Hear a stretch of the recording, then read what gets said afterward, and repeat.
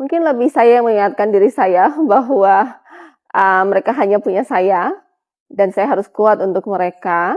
Selalu merasa bersalah. Tapi kemudian saya berkomunikasi baik dengan mereka dan sering bertanya ke mereka, do you mind? Kamu keberatan dah mami seperti ini? Harapannya dalam kepemimpinan saya ini nanti bukan nama yang saya tinggalkan, tapi ada kasih dan keadilan yang bisa mereka rasakan dalam kehidupan mereka, yang pada akhirnya mudah-mudahan bisa mensejahterakan mereka.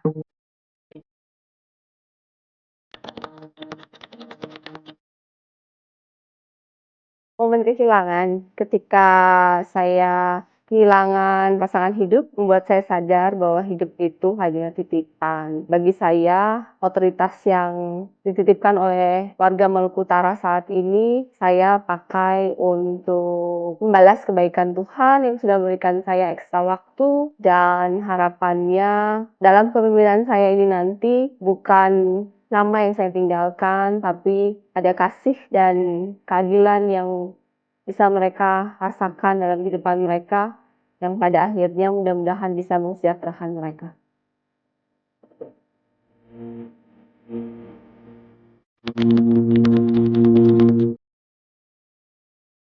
Mungkin dengan selalu menyempatkan waktu sederhana chatting, video call, atau teks I miss you, I love you, and sebuah pelukan biasanya selalu menghangatkan segalanya.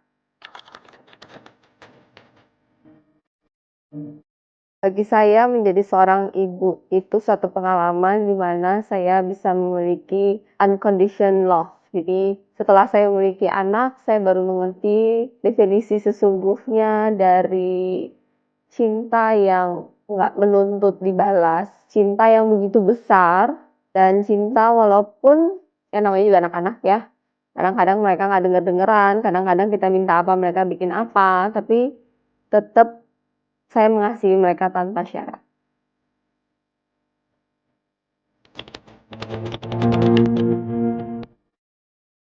Makan, ngomong hal-hal receh, atau nanya kehidupan mereka, kalau ada yang sudah punya pacar, atau ada yang disukai, apa yang mereka rencanakan untuk masa depan mereka, sekolah mereka, buat quality time kita lebih berkualitas.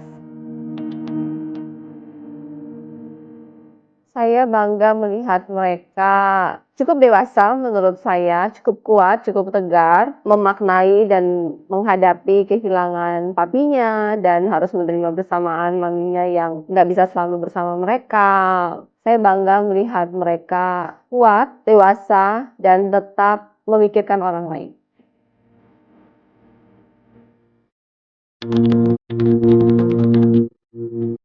Yang membuat saya kuat adalah ketika saya merasa saya tidak sendiri, dan saya percaya bahwa dalam hidup ini tidak ada yang terjadi di luar kontrol Tuhan. Ketika Tuhan izinkan apapun takdir yang Tuhan berikan kepada saya, maka Tuhan pun menyiapkan kekuatan dan hikmah untuk saya menghadapinya.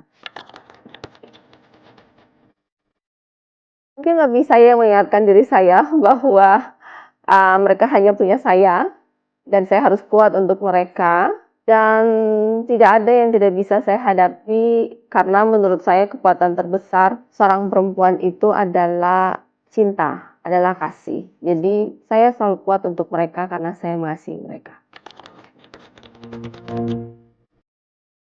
Selalu merasa bersalah.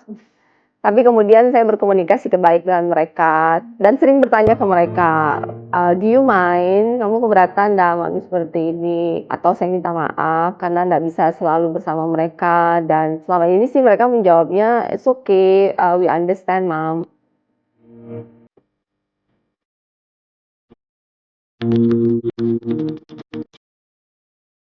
Ini mungkin quotes yang dari almarhum suami saya juga ke saya, dan menurut saya itu sangat membantu ketika saya melewati proses ini, bahwa keikhlasan dalam hati itu yang menentukan masa depan kita.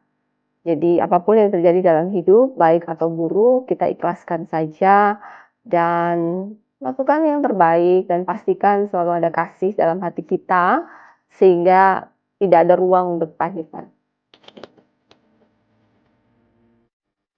Mungkin untuk semua ibu-ibu hebat, Indonesia tidak perlu untuk menjadi sempurna, tapi berikan apresiasi kepada diri kalian yang setiap hari memutuskan untuk berjuang, untuk bekerja, untuk bertahan, dan untuk tetap mencintai walaupun kadang kondisi tidak ringan. Dan doa serta kegigihan ibu adalah fondasi terkuat untuk keluarga, masyarakat, dan masa depan bangsa ini. Selamat Hari Ibu untuk semua ibu-ibu Indonesia. Kalian tahu kalian kuat dan jangan lupa untuk memeluk diri sendiri dan memberikan apresiasi untuk diri sendiri.